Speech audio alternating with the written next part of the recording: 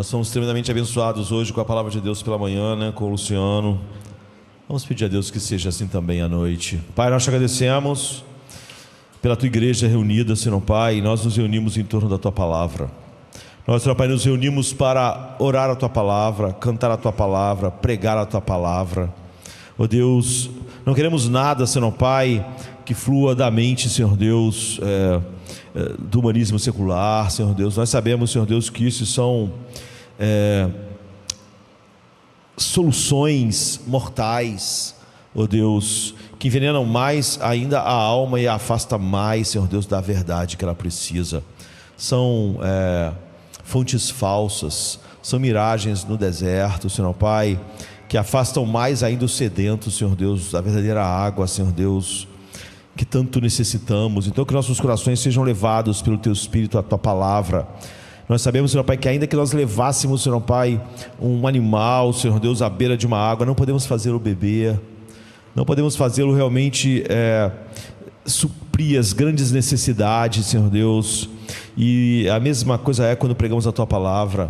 Ó Deus, podemos pregar, Senhor Pai, Tua Palavra pode ser pregada fielmente, mas não podemos, Senhor Pai, levar o homem a beber, Senhor Deus, da verdade, Senhor Pai, a comer, Senhor Deus, e a ser transformado à medida que digere realmente a verdade. Só o Teu Espírito pode fazer isso.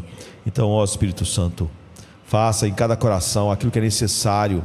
Quebre o coração duro, quebrante o coração duro, e depois que o coração tiver quebrantado, fortaleça, Senhor Pai, manifeste a beleza de Cristo, manifeste a Tua glória, de tal maneira, Senhor Pai, que, Senhor Deus, a Tua palavra seja toda poderosa, tanto nos corações quebrados, quanto nos corações duros, para que todos sejam, Senhor Pai, realmente beneficiados nesta noite, em nome de Jesus, amém. Semana passada nós meditamos de manhã e de noite em Tiago, e falamos que íamos fazer alguns sermões aqui, já que alguém tinha falado que não tinha ouvido, apesar de que, como eu disse, depois de décadas, não há nenhum livro da Bíblia que você não tenha pregado, né?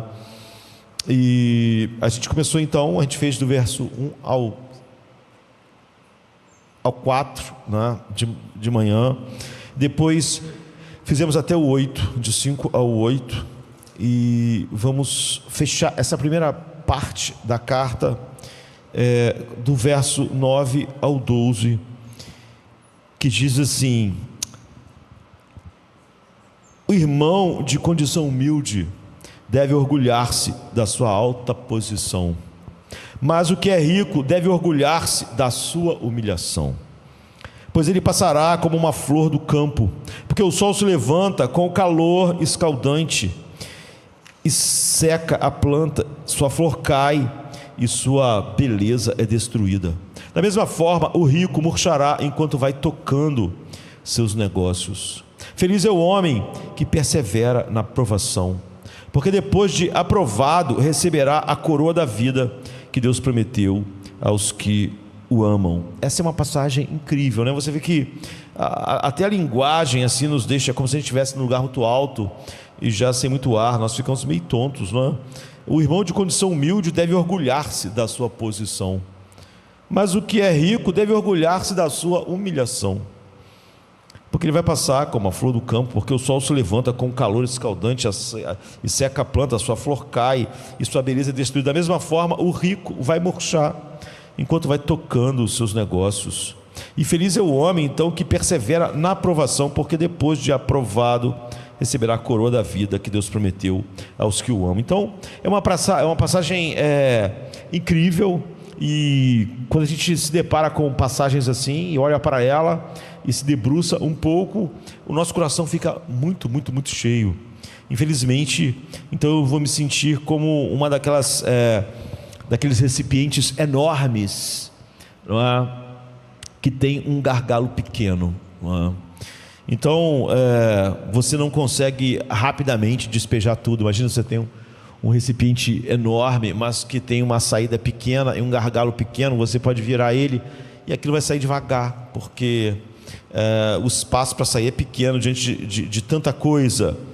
E apesar de, se eu pudesse despejar sobre nós, então nós não podemos, somos obrigados a separar aquela pequena parte dessa passagem tão rica para experimentarmos no tempo que temos apenas parte do que pode sair pelo gargalo, não é? Da minha mente e boca e das nossas mentes para aprendermos, e não todo esse conteúdo maravilhoso. Então nós falamos na semana passada, manhã e noite, né, sobre o início da carta de Tiago. Você vê que a gente ainda está no início, que está no capítulo 1 aqui, nos primeiros versos. E no livro de Tiago, que é um livro do Novo Testamento,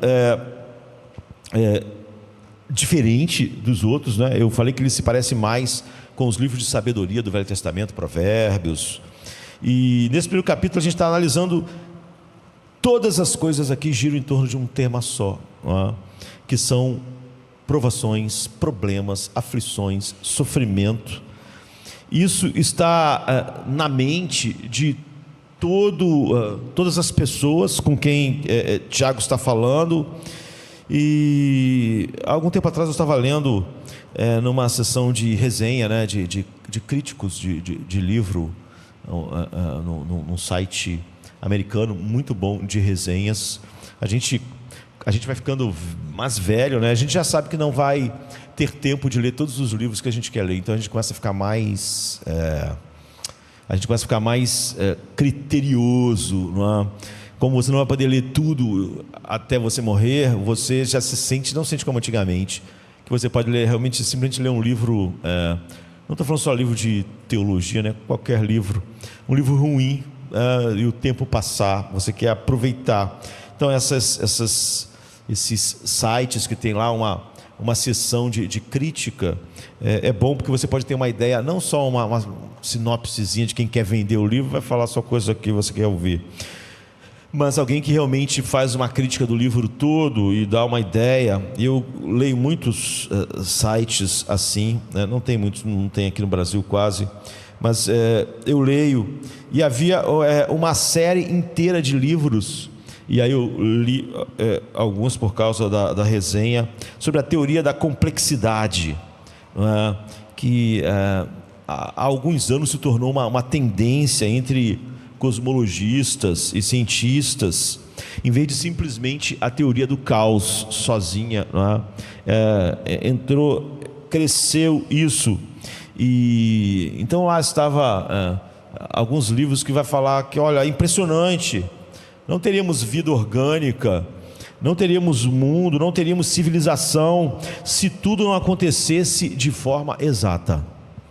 Qualquer coisa um pouquinho para lá, acabava com tudo. Tanto na vida orgânica, tanto essa teoria usada na economia, em tudo.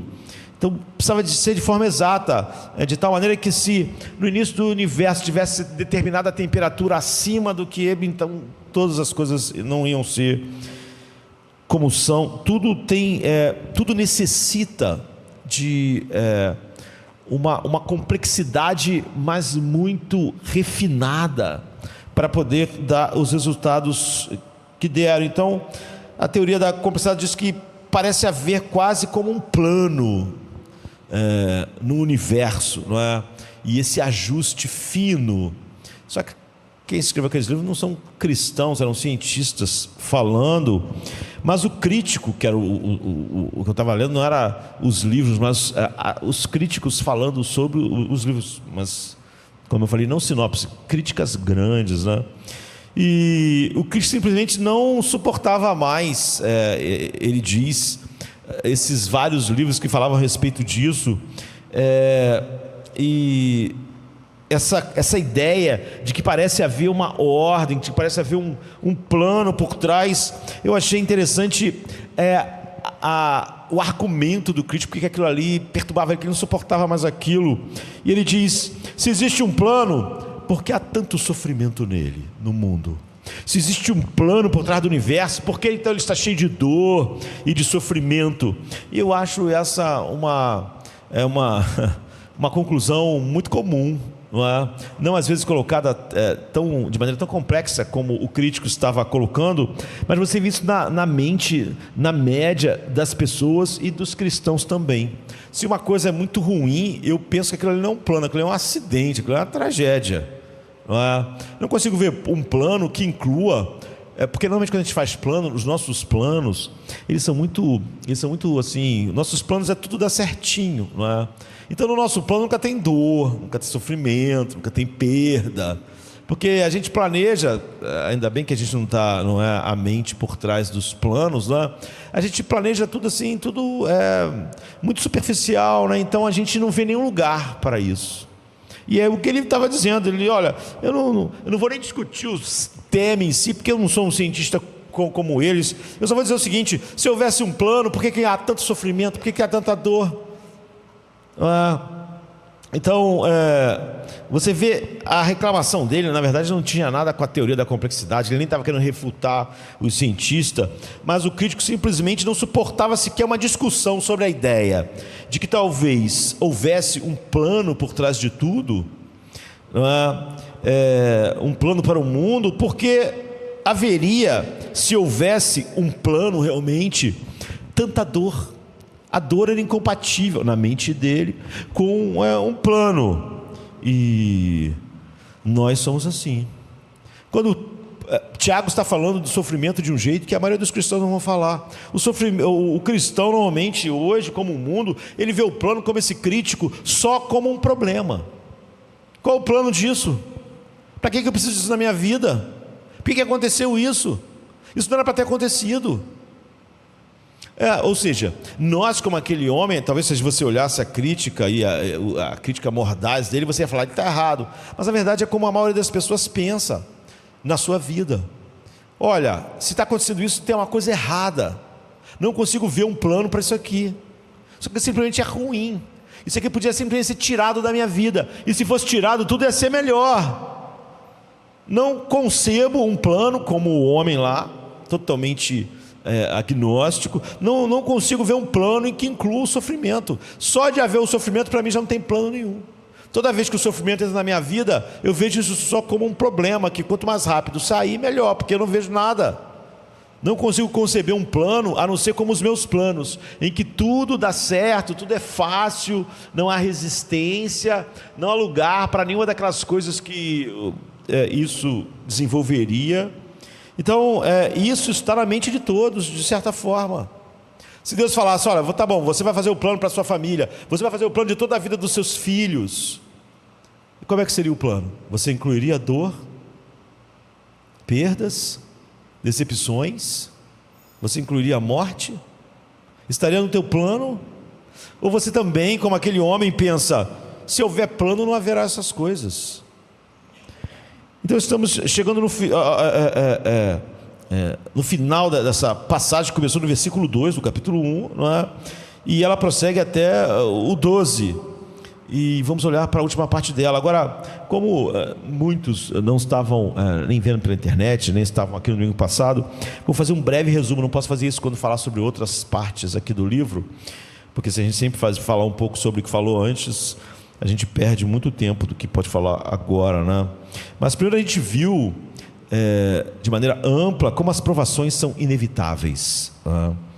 O que a passagem nos ensina, primeiro, é que as provações, os problemas, não são que eles podem acontecer, né? É que eles são completamente inevitáveis. Realmente ele está no tecido da vida humana, porque ele diz, feliz é o homem que persevera na provação, porque depois de provado, quando a gente vê, ele não diz se o homem for provado, ele é feliz, se por acaso acontecer sofrimento, se, não tem se, ele vai ser, ele vai sofrer perdas, ele vai ter mortes no seu caminho, e no fim ele tem a sua própria morte. Então, a gente disse lá no versículo 2, quando vimos na semana passada de manhã, né? Considerem motivo de grande alegria quando passarem por provações. Não é se passarem, quando passarem, vocês vão passar, não é? E Tiago ensina, a Bíblia ensina que os cristãos vão sofrer, e para colocar de forma mais enfática, para colocar em poucas palavras, não é? O que podemos falar de um sermão tão grande, tudo o que pode acontecer a qualquer pessoa no mundo pode acontecer com você. Nunca olhe uma tragédia, uma desgraça e pense, Deus nunca vai deixar isso acontecer na minha vida. Não pense nisso. Tudo o que acontece a qualquer ser humano pode acontecer com você. A história mais triste, a maior tragédia, a coisa mais injusta, do ponto de vista vertical, né? Não há horizontal, desculpa, não há nenhuma injustiça do ponto de vista vertical. Você não deve pensar, você nunca deve ser levado a acreditar que aquilo não acontece com você. Você pode passar por sofrimento, mas não aquele tipo. Você nunca pode pensar, como é comum, eu estou vivendo para Jesus e, portanto, isso aqui não pode acontecer comigo, aquilo não pode acontecer, aquilo que aconteceu lá. Todas as coisas que todas as pessoas experimentam, de dor e sofrimento, todas as perdas, todas as decepções, todos os relacionamentos quebrados, toda a violência, todas as coisas, todos os tipos de sofrimento que podem acontecer a qualquer pessoa no mundo, podem acontecer com você. O fato de servir a Jesus não te deu um salvo-conduto para absolutamente nada, não é? Você nunca deve pensar que porque está vivendo de determinada maneira, esse sofrimento ou aquele, ou grandes, não podem entrar na sua vida, de tal maneira que quando eles chegarem, você pensar, por que isso está acontecendo? Sou uma pessoa comprometida, sou uma pessoa que lê a palavra, que tenta viver para a glória de Deus, não é? Isso significa que para muitas pessoas isso não é verdade, apesar delas, óbvio, saberem que o sofrimento vai chegar, mas elas acham que para o Filho de Deus, ou para alguém que está em Cristo, há um limite. Deus seja a gente sofrer, mas não isso aqui. Que Deus tem algum tipo de obrigação de impedir que uma pessoa que está realmente vivendo para Jesus sofra, pelo menos daquelas formas mais terríveis. Então há muitas pessoas que têm uma crença tácita de que porque são cristãs, coisas ruins acontecem, mas nada realmente terrível, nada realmente horrível. Acontecem coisas ruins. Bem, não é o que a Bíblia diz, não é o que o texto diz, não é o que Jesus diz, e a grande prova é Jesus. Podíamos, óbvio, falar sobre Tiago, que a gente viu como ele morreu, mas a prova final de que toda essa ideia é um grande absurdo, mesmo que você não tivesse tudo que a Bíblia diz a respeito disso, é Jesus. Se você olhar para Jesus, você verá uma incompreensibilidade impressionante sobre a maneira como ele sofreu. Nenhum ser, humano ou não, sofreu como Jesus. Nenhum ser irá sofrer no tempo e na eternidade como Jesus sofreu. O ser que mais sofreu na história e na eternidade é Jesus. Portanto, não haverá nenhuma criatura que terá sofrido mais do que o seu próprio Criador. Ele sofreu de maneira muito abrangente, ele sofreu relacionalmente, ele foi traído, ele foi abandonado, ele ficou sozinho, ele viveu isolado, de certa forma, ele sofreu injustiça por parte das autoridades, ele sofreu injustiça pela sua família de sangue, e sofreu terrível injustiça por aquelas pessoas que ele tomou como discípulo, e ele foi espancado, ele foi açoitado, ele morreu nu, ele sofreu brutalmente. A única coisa, é claro, que ele sofreu, que nenhuma outra pessoa irá sofrer, não é? Porque ele sofreu mais do que todas as pessoas que vão estar perdidas eternamente, já que ele experimentou a ira infinita de Deus, de todos os eleitos nele, até que elas se esgotassem. E ninguém sequer pode esgotar toda essa ira, não é? Mas a única, de uma maneira particular, a única pessoa que sofreu ainda de uma maneira mais particular é que ninguém se voltou para Deus de todo o seu coração, alma e força, e Deus rejeitou. Não há quem busque a Deus. Quando o homem busca Deus, é porque Deus agiu eficazmente naquele coração. Não é que as pessoas procuram Deus pouco, não há nem quem busque a Deus. O homem ama aquilo que o aprisiona, o homem ama as trevas. E é óbvio que você não tem como amar as trevas e a luz, porque uma é a morte da outra. É por isso que a luz vê o mundo e os homens quiseram destruir a luz, porque Eles amam as trevas. Então não há essa coisa de que o homem buscou a luz, mas a eleição impediu. Não, a eleição não impede nada. Se todos os homens forem deixados entregues a si mesmos, eles vão sempre amar as trevas eternamente, não é? Mas Jesus é a única pessoa que se voltou para o Pai, para Deus, dando toda a glória, toda a honra, buscando sua face com todo o seu coração, de maneira perfeita, na hora da sua maior necessidade, e o seu pai o abandonou. Jesus foi a única pessoa que Deus abandonou, estando perfeitamente desejando Deus. Jesus disse que todo aquele que vem a Ele, de maneira nenhuma Ele lança fora, porque é o Pai dele que enviou Ele, que está trazendo essas pessoas, mesmo elas sendo pecadoras, indignas, mas são aqueles que o Pai deu a Ele. Ele não lança fora, mas o Pai o lançou fora. Ele, quando buscou em sua agonia infinita, ele encontrou nada, a não ser escuridão e ira. Seu pai o deixou. Depois disso, ele foi dilacerado. Não há nada que uma pessoa possa sofrer que Jesus Cristo não tenha sofrido, mas no maior abandono. Porque como ele amava o Pai infinitamente, esse abandono é um abandono inimaginável para qualquer criatura. Como ele tinha comunhão com o Pai eternamente, a quebra dessa comunhão é a maior quebra, a maior dor imaginável. Se o Deus perfeito foi o ser que mais sofreu, se o Deus perfeito foi o ser que mais sofreu no tempo, e a ira eterna, ele prova que não há limites para que um bom, leal e filho de Deus possa suportar. Não há nenhum argumento em nós para dizer se alguém serve a Deus não pode sofrer tal e tal coisa, já que o ser que mais sofreu foi o Filho de Deus. Então alguém diz: sim, pastor, mas ele era Jesus, certo? Bem, eu não sou Jesus, certo? Portanto o quê? Portanto, o universo te deve algo melhor do que ele devia a Jesus? Você merece algo melhor do que ele merecia? Esse vai ser o portanto?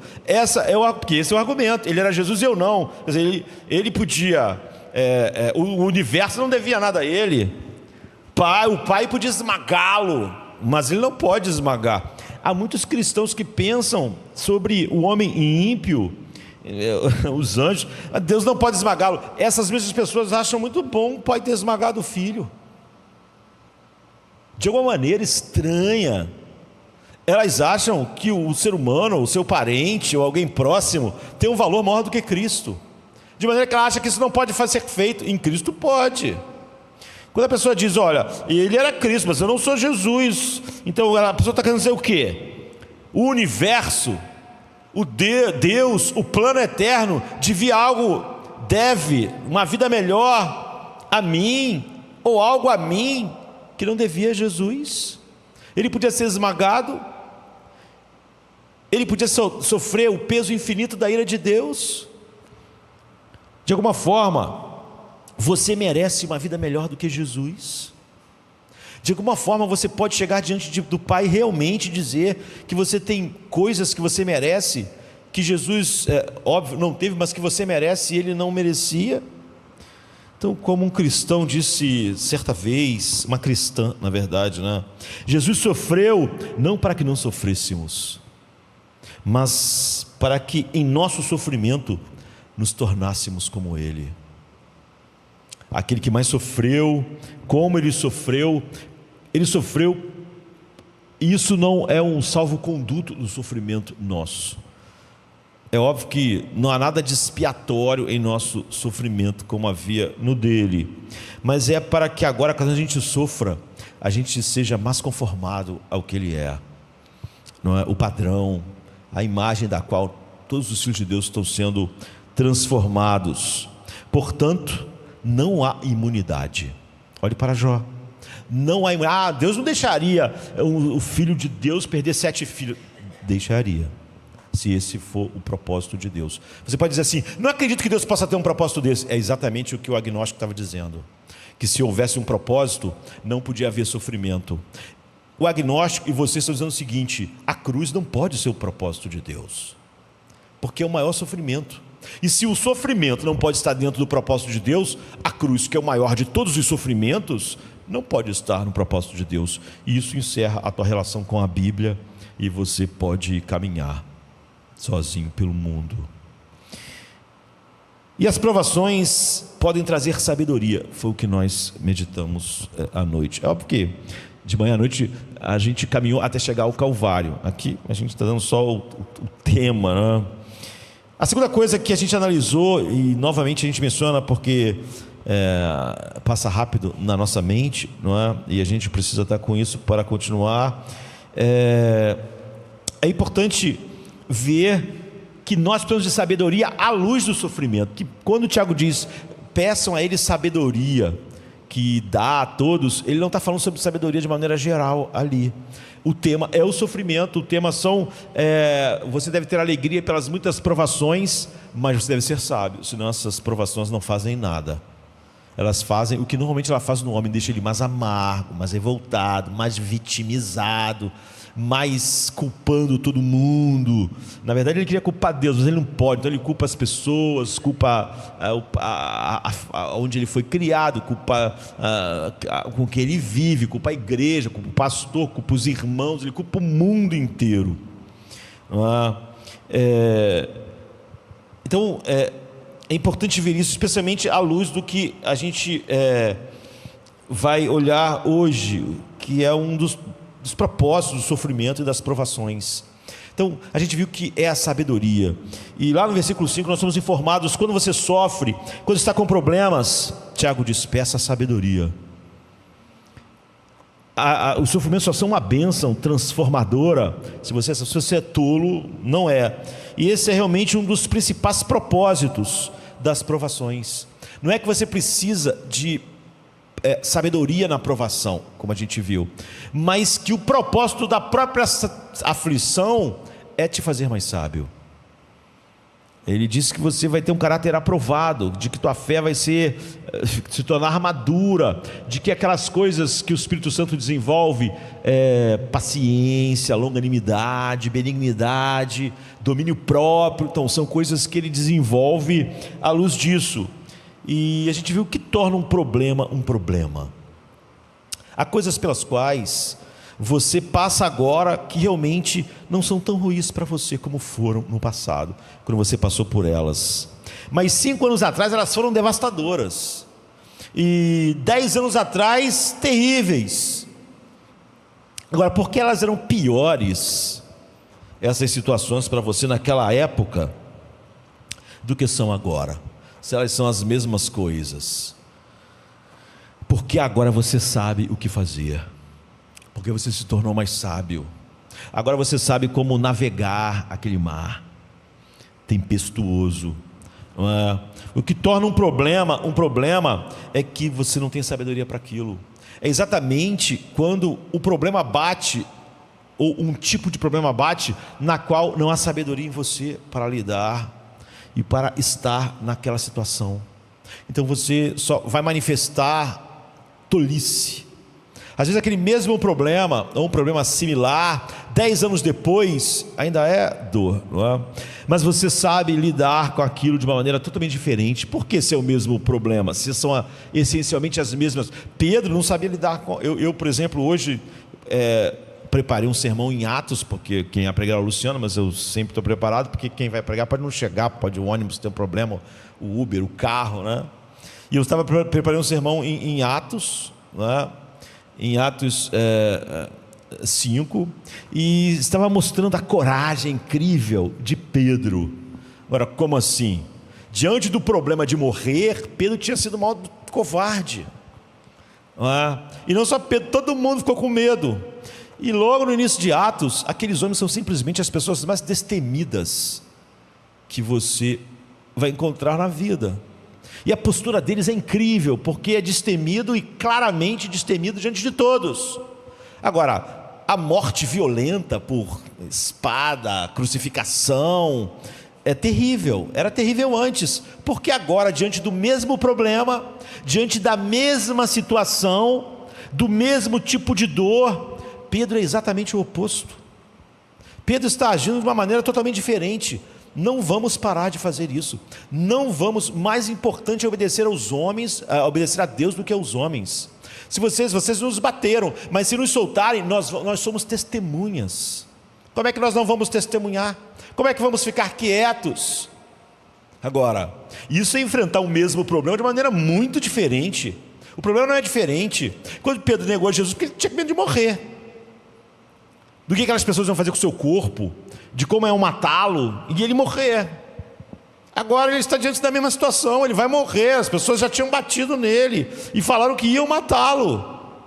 Mas então ele reage, lá ele praguejou, disse que não conhecia Jesus, ficou com medo, e mesmo diante de uma serva lá ele ficou apavorado. Agora está diante das autoridades, ele não tem medo. O problema é o mesmo: morte, sofrimento. Mas a reação de Pedro, de João, de Tiago é totalmente diferente. Totalmente diferente do que eles reagiram antes. Agora havia sabedoria, eles sabiam lidar com aquilo.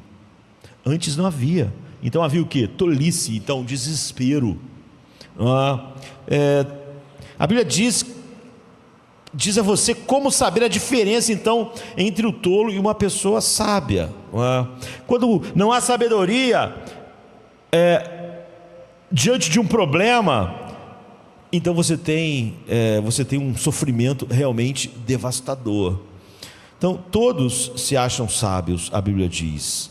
Mas a Bíblia diz como saber a diferença. Todos se acham sábios, mas só os tolos se acham sábios, a Bíblia diz. E pessoas sábias sabem que são tolas. Isso é tudo.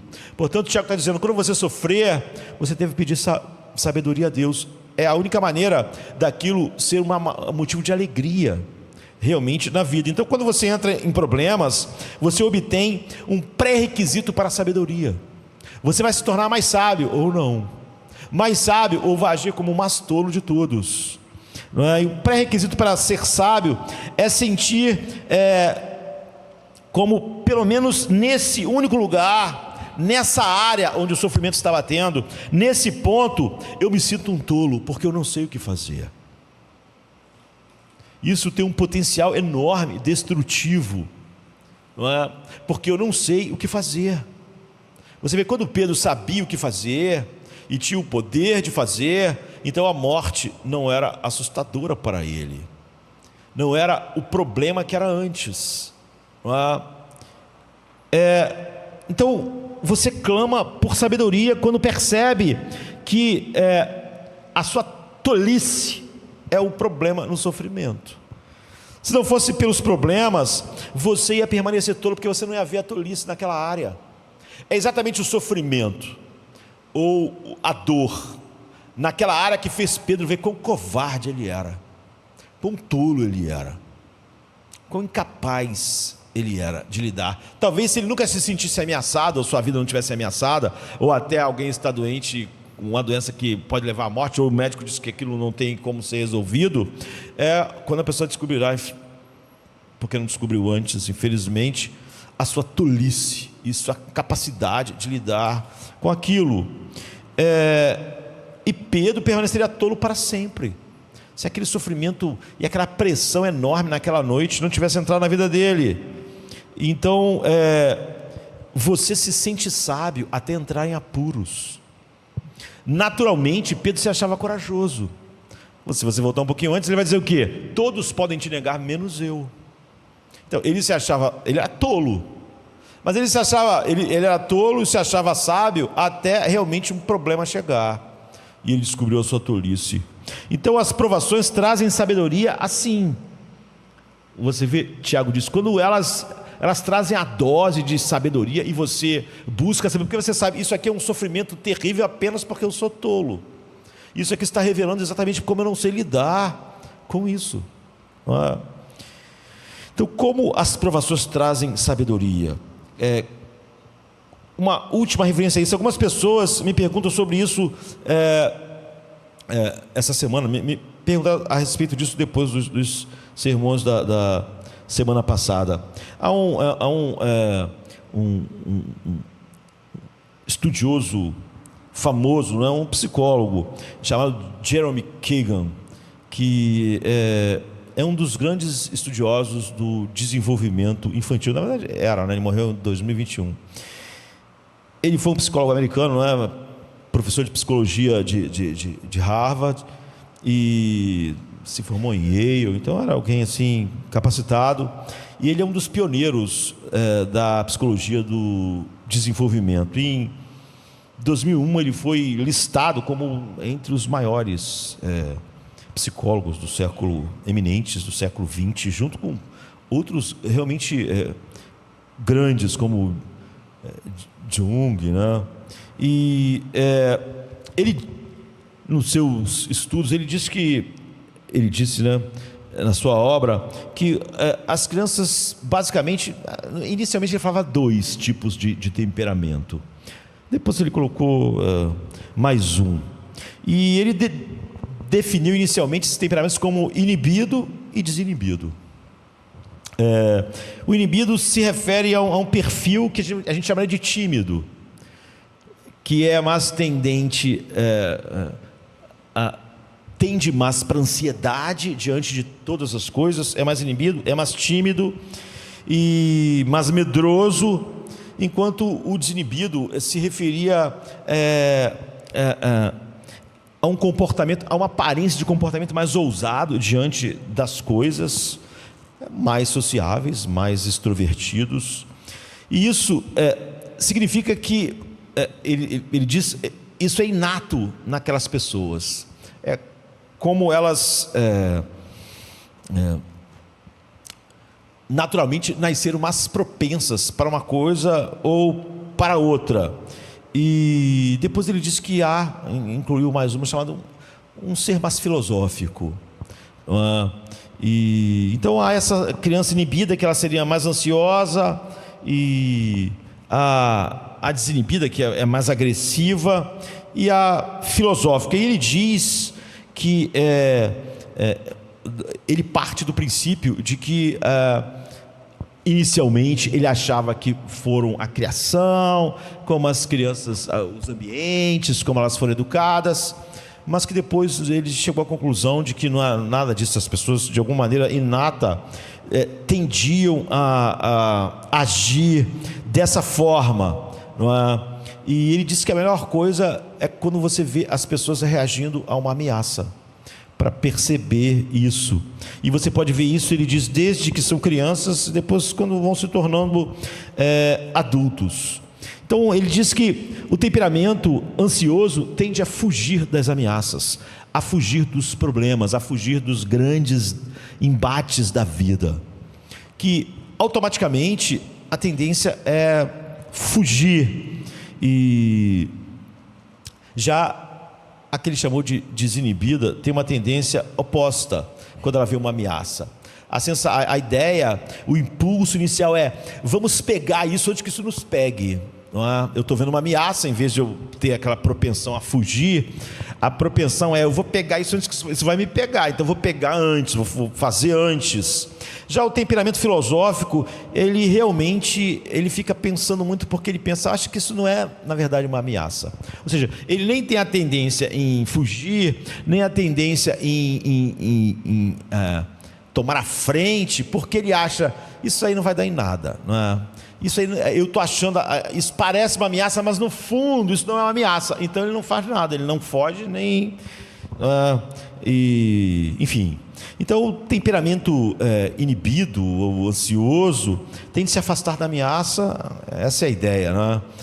O agressivo tenta pegá-lo e o filosófico diz: isso vai passar, vai ficar tudo bem, não vou fazer nada, né? Isso vai passar, as coisas vão melhorar, é só ficar aqui. É só eu não nem correr para avançar, nem fugir, eu fico, vai ficar tudo bem. Então, ele pergunta: qual desses temperamentos é melhor? Qual desses é melhor? A resposta é: nenhum deles é melhor, todos eles são ruins. Porque se você agir conforme o temperamento, ele vai dar certo só em algumas ocasiões e vai dar errado em todas as outras. Então eu estava lendo uma outra revista especializada, não é?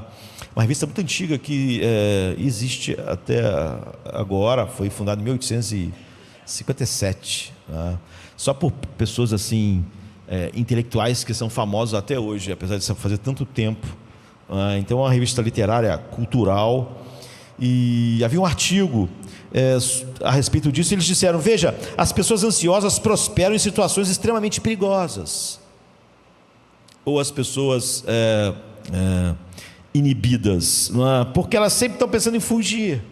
Então, quando a situação é realmente terrível e perigosa, se você está numa situação extremamente perigosa, há uma vantagem aí, porque você vai fugir, e isso é a única coisa que você devia fazer mesmo.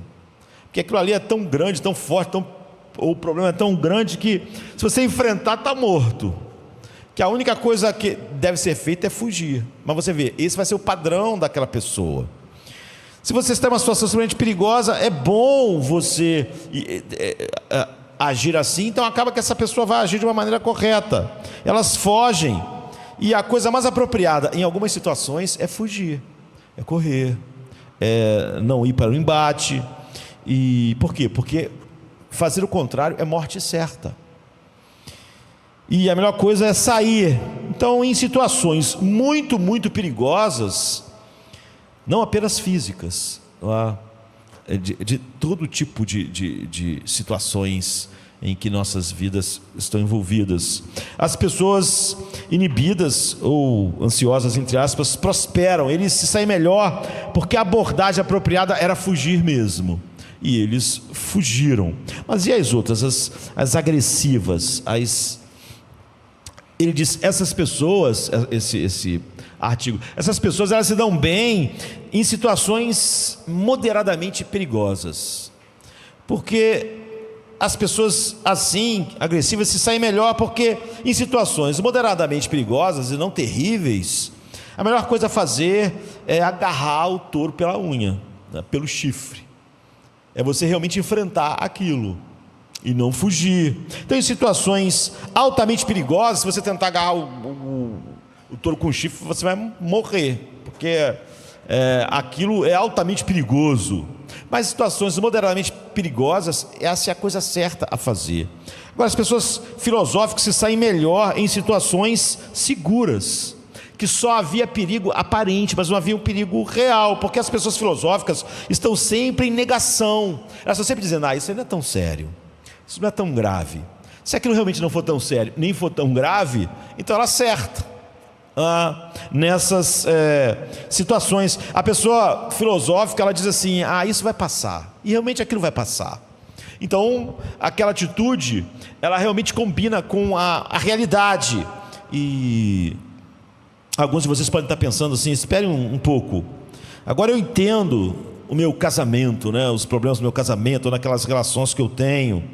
Se você botar uma pessoa filosófica ou uma pessoa agressiva em uma situação muito perigosa, ou colocar uma pessoa inibida ou ansiosa em uma situação segura, eles vão estragar tudo terrivelmente, porque eles só estão agindo no padrão.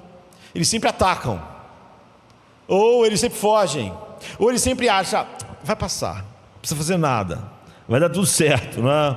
E o que eles disseram é que não existe temperamento sábio. Temperamento é tolice. Temperamento essencialmente é ser tolo. Qualquer pessoa que fala: o meu temperamento é esse, já é um tolo, porque até falar sobre o temperamento já mostra que aquela pessoa é tola, mostra que ela sempre age de uma mesma maneira para todas as situações. E isso é o oposto da sabedoria. A sabedoria é o oposto do temperamento, não é? Os temperamentos são maneiras habituais de responder a todas as coisas. O tímido vai responder sempre com a timidez, o agressivo sempre com a agressividade, e o filosófico sempre achando que tudo vai ficar bem, não é? Portanto, nenhum ser humano é sábio, porque eles naturalmente têm uma propensão a agir de uma dessas formas. Ou seja, de outra forma, todo mundo nasceu tolo, e todo mundo, se seguir seu temperamento, é tolo. E quando ele usa o argumento do temperamento, ele é mais tolo ainda, porque o tolo se vangloriando da sua tolice, que é a tolice máxima, né? Porque todos nós vamos estar em situações na vida, e Tiago está falando sobre isso, que muitas das vezes são apropriadas ao nosso padrão natural. Mas muito frequentemente, na maioria das vezes, elas vão ser inapropriadas para a maneira que eu ajo habitualmente.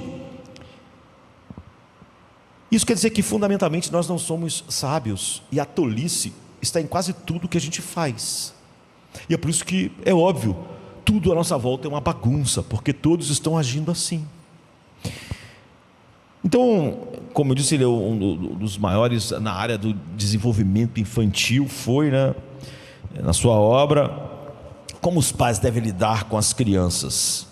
Então, uma coisa interessante no artigo é que Kagan, ele admitiu que nos anos 60, 70, ele não acreditava em temperamentos, né? Ele acreditava que se alguém fosse ansioso, ou agressivo, ou filosófico, era só uma questão de má educação.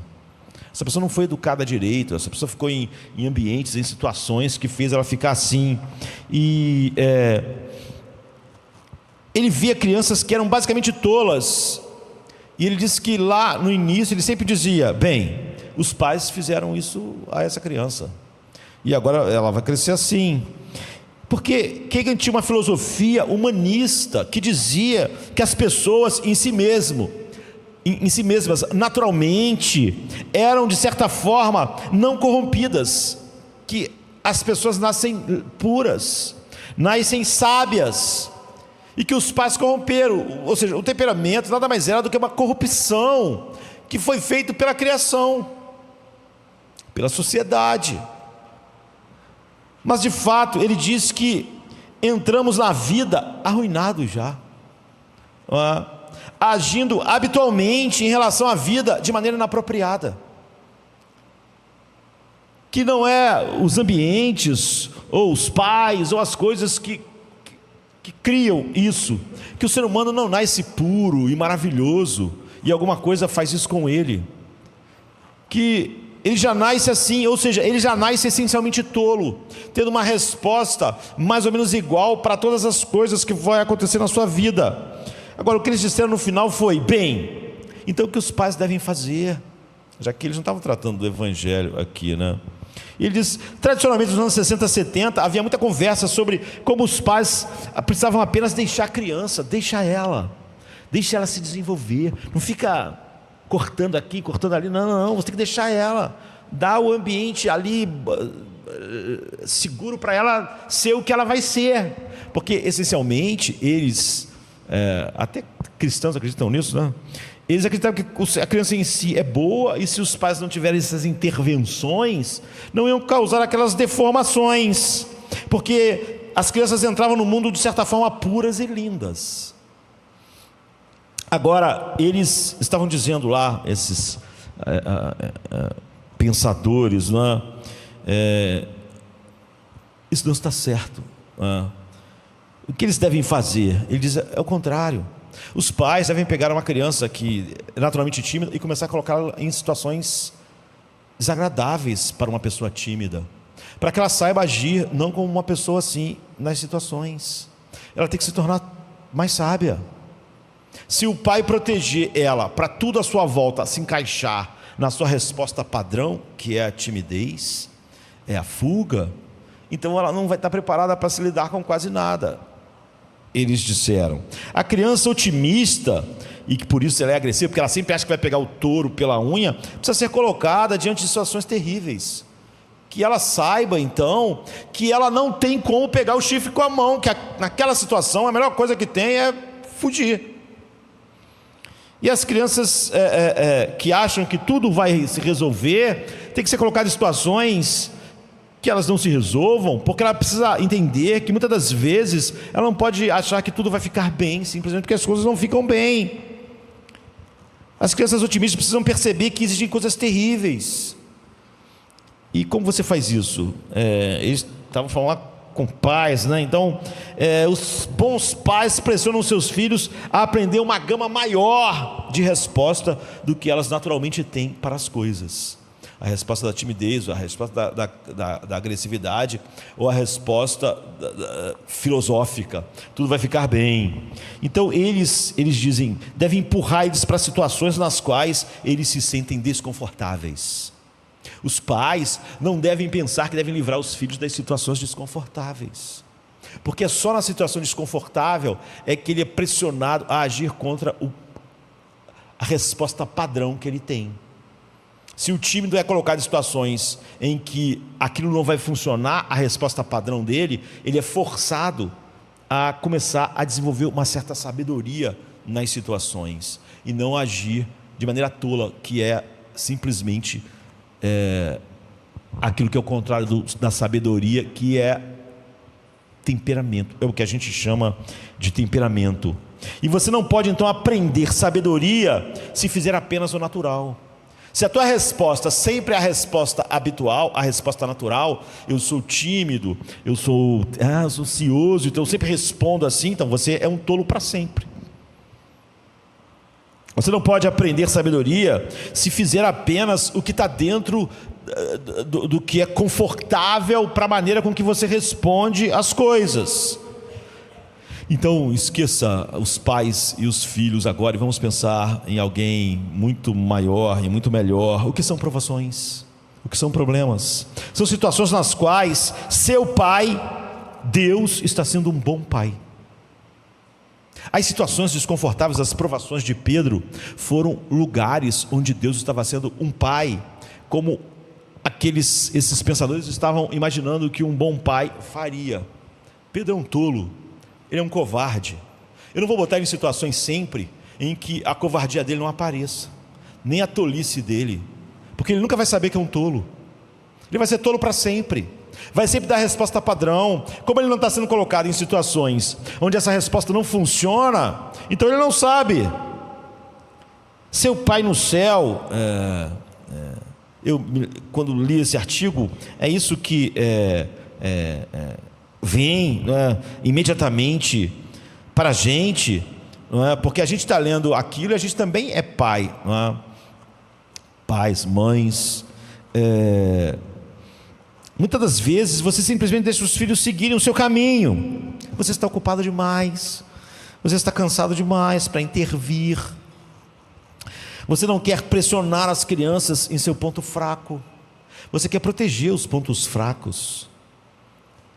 Você sempre culpa as situações, ou as outras pessoas, ou as outras crianças, ou a escola, ou enfim. Você não quer sentar com eles porque eles só querem sair daquela situação. Você sabe que tudo que o seu filho quer é sair daquela situação desagradável, e então você só quer tirar ele dela.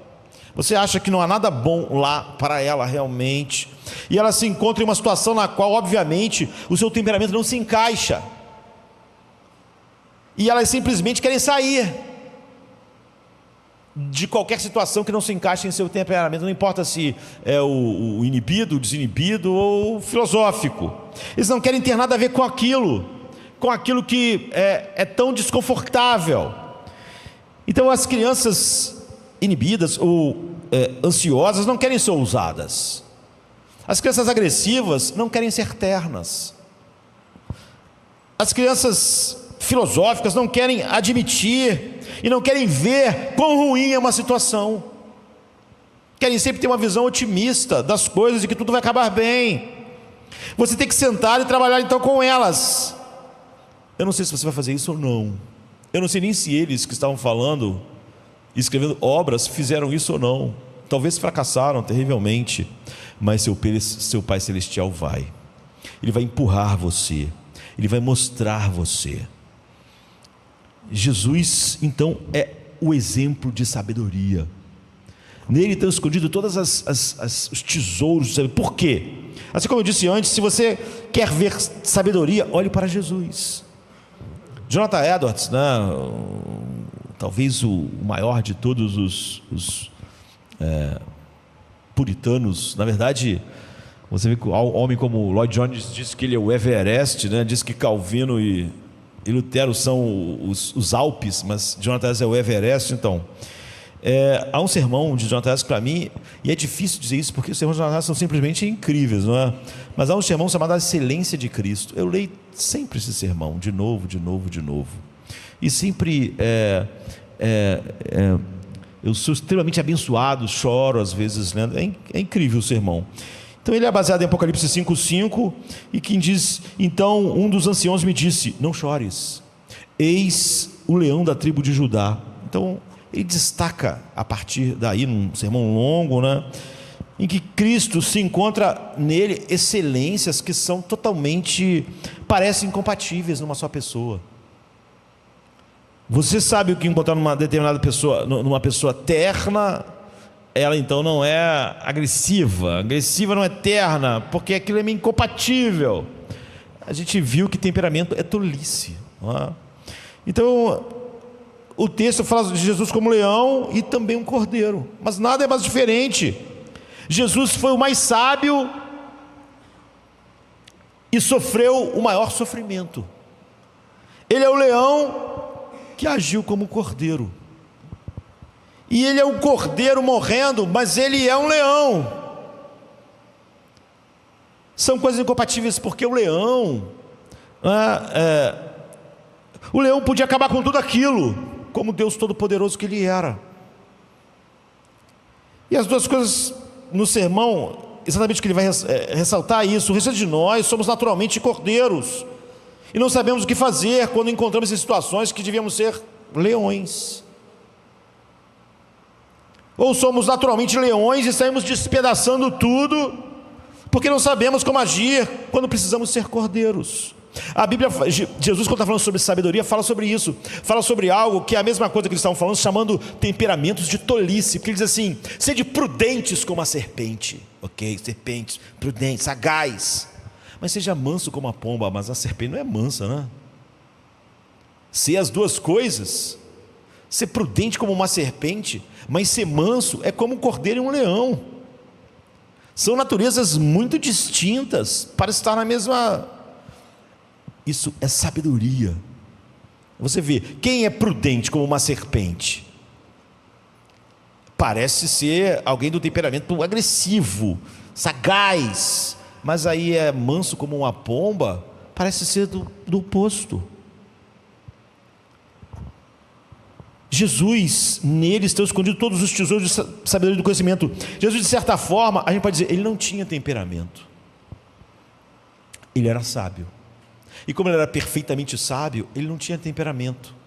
Ele não quer agir por temperamento, ele agia da maneira certa em todas as situações. Se a situação era ficar mudo e morrer, ele ficaria. Se a situação for julgar o mundo e, enfim, dizer um apartai-vos malditos, ele dirá. Ele sempre age da maneira certa. Ele nunca está sendo impulsionado por o que nós chamamos de temperamento. Ele era sábio, ele sabia responder quando alguém era sagaz, ele sabia responder com dureza, e sabia responder com doçura. Ele sabia a hora certa sempre de fazer as coisas. Um dia iam jogar ele lá de um lugar, então ele veio para morrer, mas não estava na hora dele morrer. Beleza, então ele saiu do meio deles porque não havia chegado a sua hora. Mas na hora de morrer, ele ficou. Você vê, na hora que iam jogar ele lá do penhasco, ele saiu, ele fugiu, foi embora. Que estavam perseguindo ele num lugar, ele foi para outro lugar, não era a hora ainda. Quando chegou a hora, então ele não foi mais, ele não fugiu. Quando tinha que fugir, ele fugia. Quando tinha que ficar, ele ficava. Quando tinha que ser duro, ele era. Quando tinha que ser doce, ele era. Não há temperamento, há sabedoria. Ele sempre agiu da maneira correta, perfeita, para todas as situações, com cada pessoa. Ele era sábio e também ele foi o que mais sofreu. Essas duas coisas sempre andam juntas. Grande sabedoria, grande sofrimento. No sofrimento estamos nos tornando cada vez mais como ele. Como eu disse que aquela cristã sábia falou, olha, o sofrimento de Jesus não foi para nos isentar de sofrimento, mas para que quando nós sofrêssemos agora, nos tornássemos como ele, sábios. É isso que Tiago está dizendo. não é? Então, como o Jonathan disse, essa admirável conjunção de diversas excelências em Jesus. Jonathan diz por quê? Porque no leão se sobressai o que? A força, a majestade, a sua aparência. Ele às vezes nem precisa fazer nada, só o seu rugido é o suficiente. Quando foram prender Jesus, disseram assim: quem é ele e tal? Ele disse: sou eu. Todo mundo caiu. Pronto, você vê, é o leão. Só dele responder: sou eu, ninguém conseguiu ficar de pé. Mas daqui a pouco ele vai agir como um cordeiro. Essas pessoas não vão ter só a condição de ficar de pé, mas vão ter a condição de praticar as maiores violências contra ele. E como uma ovelha muda, ele não vai abrir a boca. Um leão ruge, e isso quase é o suficiente. Mas ele não vai abrir a boca, como uma ovelha. Então, vemos, quando olhamos para um cordeiro, ele tem uma natureza muito diferente. Ele é bom para quê? Para alimentação, para a produção de vestimenta apropriada. Ele era bom para o sacrifício. Não era um leão que era sacrificado a Deus, era um cordeiro. Então vemos que Cristo é comparado aos dois no texto. O leão da tribo de Judá pode abrir o livro, e quando eu me virei, eu vi, não um leão, eu vi um cordeiro, porque ele é o cordeiro e o leão, e porque essas diferentes excelências estão nele. Daí para frente, tudo que o Jonathan vai fazer é colocar excelências, que no caso de Jesus, como ele é Deus e homem, então elas realmente são excelências que só existem nele, nessa proporção infinita, e elas parecem ainda mais chocantemente opostas uma a outra. Nós até poderemos ver alguma coisa a respeito disso, mas não acho que seria possível, não é? Então, portanto, primeiro vemos que o sofrimento é inevitável. É o que a gente viu quando meditamos a primeira vez no domingo passado. Em segundo lugar, um dos seus propósitos é nos tornar sábios. A gente viu que um pensador, só de olhar o sofrimento, disse: não posso ver que haja um plano porque há sofrimento. A gente pode ver e criticá-lo, mas quase sempre, se a gente faz um plano, a gente não incluiria sofrimento nenhum, porque no fundo nós pensamos a mesma coisa, de maneira natural, de que se eu faço um plano para a vida faz um plano para a vida do seu filho, como eu disse, você não inclui sofrimento, vai estar tudo certo na vida dele, vai estar sempre tudo bem, aquilo vai fazer dele o homem mais tolo do mundo, mas você é tolo também. Então você acha que não cabe algo que se oponha àquilo e aqueles lugares onde ele se encaixaria sem ter que encarar ou enfrentar dor, sofrimento, de encontrar situações opostas ao que naturalmente ele era ou responderia. Então, portanto, a gente vê isso. Se é verdade e que toda essa passagem trata de provações, e a razão pela qual a gente sabe disso é que quando ele chega no 12, tudo que ele vem falando é sobre provações, mas no meio ele bota pedir sabedoria e etc. Ele diz assim no 12: feliz é o homem que persevera na provação. Bendito, na verdade é a palavra, né? Feliz, bendito, abençoado é o homem que a provação não o destrói, porque mostra que havia já sabedoria nele e que ela foi aperfeiçoada, em vez de ele mostrar tolice, que é quando sob a provação você não persevera, você desmorona, fica evidente que você não tinha sabedoria para lidar com aquela situação. Se isso for para o bem da alma, como Pedro descobriu coisas, mas que logo depois ele está enfrentando as mesmas coisas de uma maneira diferente agora, a mesma ameaça, a mesma vida em jogo, porque ele se tornou sábio, será ótimo, não é? Então os versículos 9, 10 e 11 ainda tratam disso, e aqui está o que é estranho sobre isso, porque Tiago, quando está falando sobre tudo isso, ele fala: eu vou dar exemplos, e ele não dá muitos, não é uma carta. Então nesse caso Tiago está nos dando exemplos de como em diferentes situações difíceis de provação, você pode lidar com sabedoria, não com temperamento. Sempre que você lida com temperamento, já não há sabedoria, já há tolice, como a gente viu. Então Tiago nos dá 2 pequenos estudos de casos, para você ver 2 provações bem diferentes, e como lidar com ela. Ele diz assim: considerem motivo de grande alegria, meus irmãos, quando passarem por muitas provações. Aí ele vai dar um exemplo de provação e nos surpreende, porque ele diz: o irmão de condição humilde, ele usa a palavra grega tapeinos, não é? Que realmente significa alguém em adversidade, e às vezes em adversidade econômica, não é? Pobreza. E é a pessoa para quem tudo desmoronou economicamente de alguma forma. A pessoa foi demitida, ou a sua carreira desmoronou, ou o seu empreendimento desmoronou, e ele lhe diz o que fazer. E a gente pode analisar isso aqui agora um pouco na frente. Mas então ele diz sobre outra provação terrível, e ele diz: o que é rico deve se orgulhar na sua humilhação. Não é interessante? Ele vai dar 2 exemplos agora das provações, e ele fala sobre ser pobre e sobre ser rico. Tiago nos diz que algo que normalmente não sabemos, mas que os antigos, muito mais sábios do que nós, produziram grandes obras a respeito disso. John Flavel, um dos puritanos mais famosos, né? Ele tem obras maravilhosas. E sempre é difícil encontrar a obra dos puritanos, sempre é um resumo, então os originais são em inglês muito antigo, né? Quase parece outra língua. Então há uma obra dele chamada Como Guardar o Coração, e nessa obra John Flavel, ele coloca 12 situações em que o seu coração está mais tremendamente em perigo, as maiores provações para o coração, e você está em lugares muito perigosos espiritualmente, né? Ele diz que durante essas situações, nessas estações, é preciso ser excepcionalmente diligente em guardar o coração. Você precisa ter o tipo de sabedoria que Deus dá para isso, que é o que Tiago disse que é o que você deve pedir, e é o que Deus faz na provação. E são tempos de grande provação, ele diz, e se você não for cuidadoso em situações assim, você vai mostrar a maior tolice de todas, espiritualmente será terrível. Aí ele faz uma lista, e nessa lista está doença ou morte se aproximando, ou um período de intensa aflição, tempos de perseguição. Ele faz a lista, porque ele vai dar 12 e vai dar uma explicação bem ampla. Mas qual é a aprovação que ele bota no primeiro lugar? A número 1, a maior dificuldade é a prosperidade. É onde a tolice mais se manifesta, é onde as pessoas são mais destruídas. Em outras palavras, a Bíblia ensina, Tiago ensina, que o maior problema é não ter problema.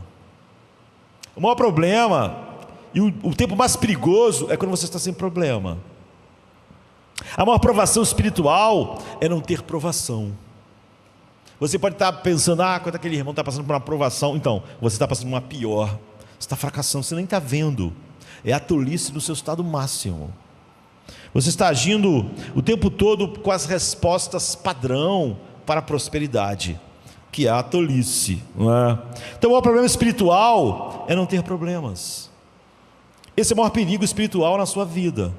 O maior perigo espiritual é a falta de perigo. A maior provação espiritual é a falta de provação. Se Pedro continuasse sem provação, ele sequer saberia quão tolo ele era.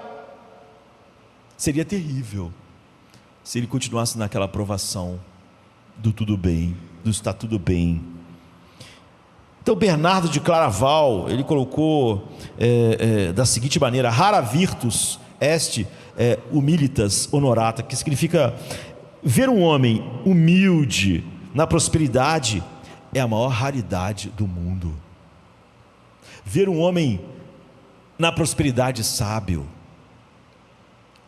equilibrado, espiritualmente saudável. E aqui está por quê. Olha o que Tiago diz: o que é rico deve orgulhar-se na sua humilhação. É assim que os ricos se orgulham?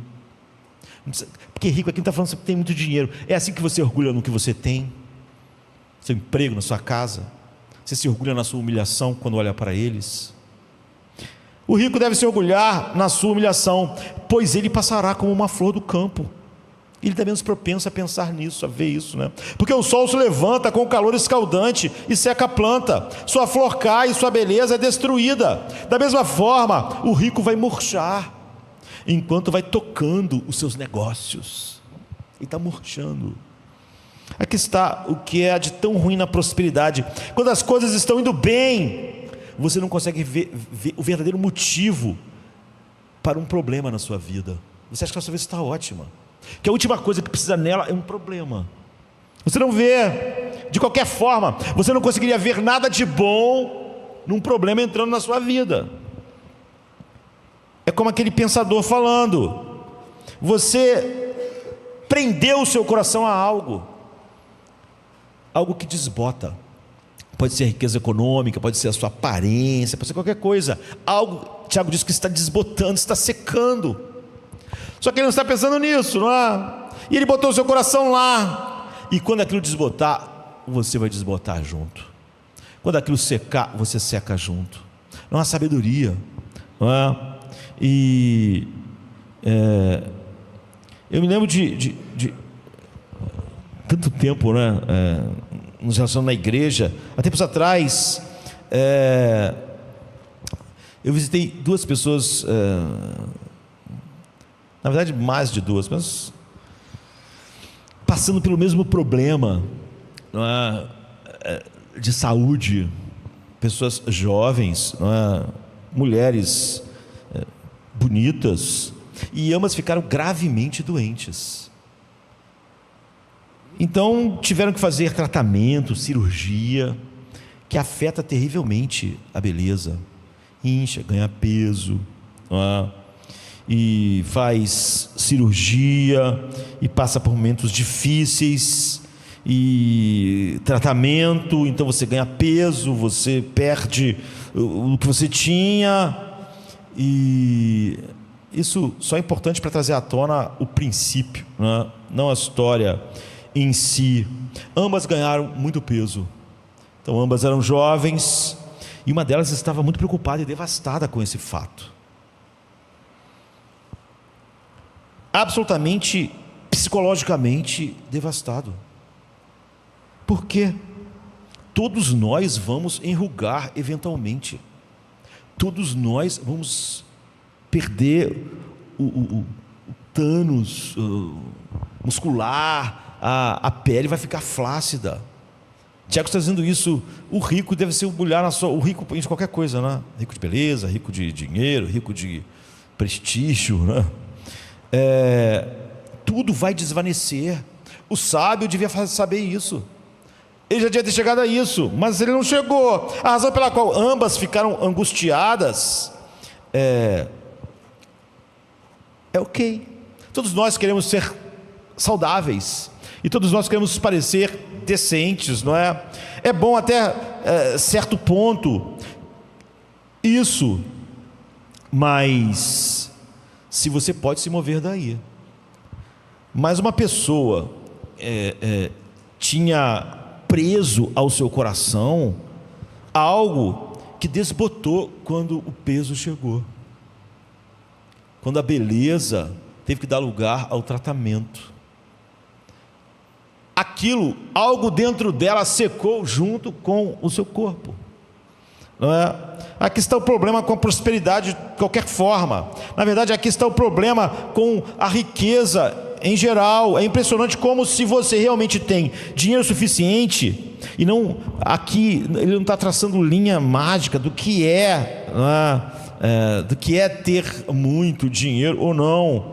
A Bíblia nunca diz você é rico se você ganha X mais do que não sei quantas pessoas. Ela nunca está preocupada em mensurar aquilo que faz alguém estar assim. Nós estamos falando então do aspecto aqui: quanto mais dinheiro, a proporção com o outro, mas é a ideia de que quanto mais dinheiro eu tiver, melhor a minha vida estará, melhor a minha vida será. Então, quando eu tenho menos, minha vida desvanece. Paulo estava na mesma situação que aquela mulher, que aquelas mulheres. Ele agiu da maneira como uma agiu. Paulo diz assim: o meu homem exterior está se corrompendo, o meu corpo está massacrado, eu estou cheio de cicatrizes, eu estou envelhecido, eu estou cheio de marcas do sofrimento. Mas ele diz algo incrível. Ele diz: mas o meu homem interior está se renovando a cada dia. Havia um descolamento entre a alma, o psicológico, o espiritual de Paulo e o seu corpo. É óbvio que ele queria ter o corpo saudável, sem dores, sem as marcas, que ele diz: não tragam no meu corpo as marcas de Cristo. Aquilo eram marcas mesmo, não é? Mas você vê que há em Paulo sabedoria e crescimento, enquanto o corpo está desvanecendo. Ele pode se orgulhar na sua humilhação, que é o que Tiago diz que é o que a sabedoria é. Paulo poderia dizer: meu corpo está cada vez pior e eu estou cada vez melhor. É óbvio que eu não escolheria o corpo pior se o meu corpo, o homem exterior está se desfazendo, mas à medida que ele se desfaz, o meu homem interior está se tornando cada vez melhor. Eu não estou arrasado psicologicamente, destruído, eu não estou espiritualmente incapacitado, porque o meu corpo está se corrompendo. Isso é sabedoria, isso é o que o Evangelho faz. Você vê, não há nada demais as duas pessoas, óbvio, receberem o choque de que a doença que chegou de repente e o tratamento teve um efeito assim sobre seus corpos, mas alguém está melhor interiormente e alguém está devastado. Paulo está num lugar oposto. Então, uma das coisas mais interessantes no livro O Grande Divórcio, não é, que é um pequeno romance de C.S. Lewis, em que um ônibus cheio de pessoas do inferno vai fazer uma viagem até as cercanias do céu. Muito interessante. Mas quando eles saem do ônibus, acontecem muitas interações, muitas coisas que ensinam muitas coisas a gente. Eles mal conseguem andar na grama porque os pés deles doem. E por quê? Porque o céu é um lugar de coisas que duram, coisas sólidas, não é? O céu é um lugar de coisas sólidas, e aquelas pessoas estão cada vez mais etéreas, menos sólidas, mas elas são meio fantasmas, não é? Elas nem conseguem andar na grama, a grama machuca seus pés, a grama corta, a grama é dura para elas, porque a grama tem mais substância do que elas. Paulo está dizendo: eu tenho mais substância do que o meu corpo.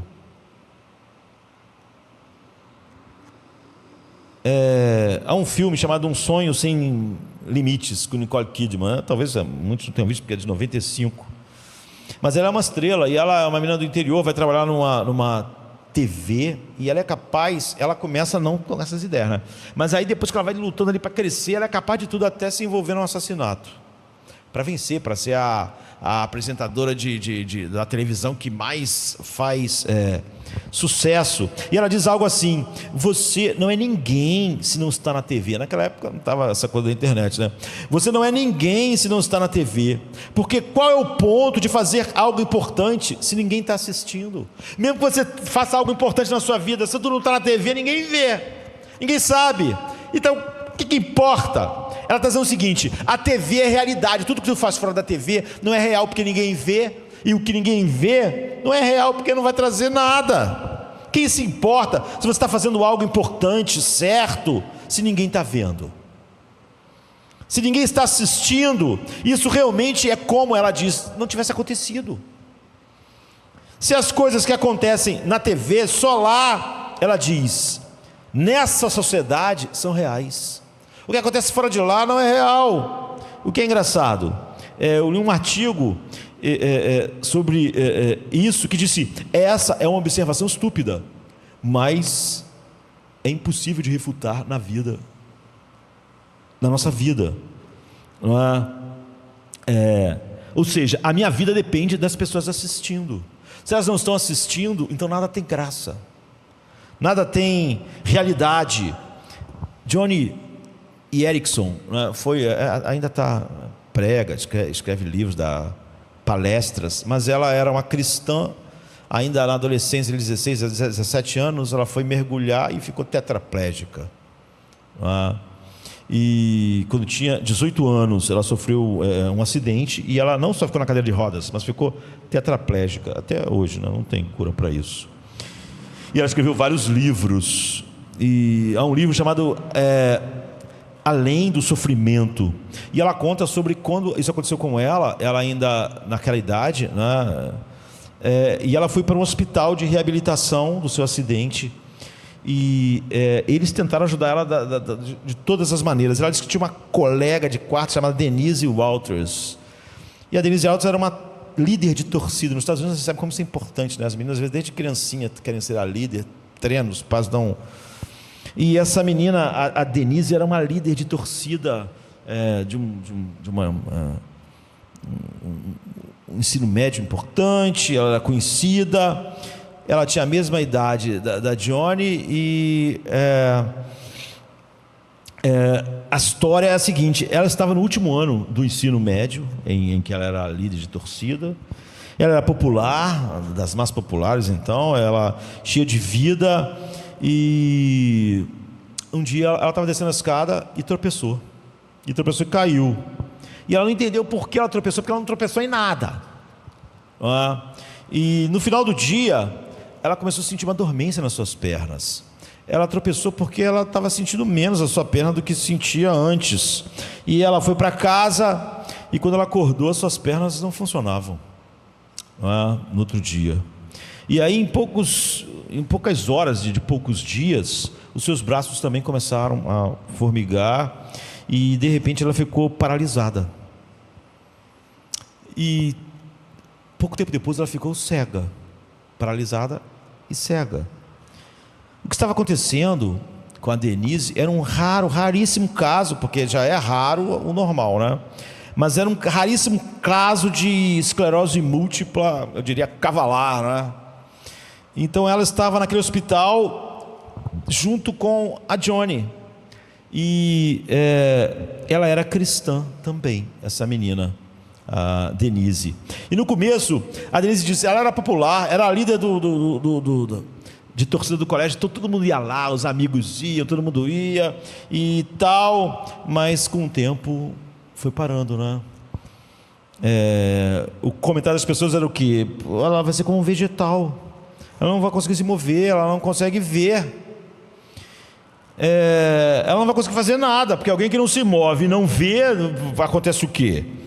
E por mais que ela viva alguns anos, vai ser isso, não é? Essa era a vida que agora a Denise tinha com 17 anos de idade. E depois de um tempo, a Johnny, a Erickson, que tinha a mesma idade, estava tetraplégica, não por causa de uma doença, não é? Ela disse que ninguém ia mais lá ver a Denise, a não ser a mãe dela. E sua mãe vinha todos os dias, todas as noites, ela lia a Bíblia.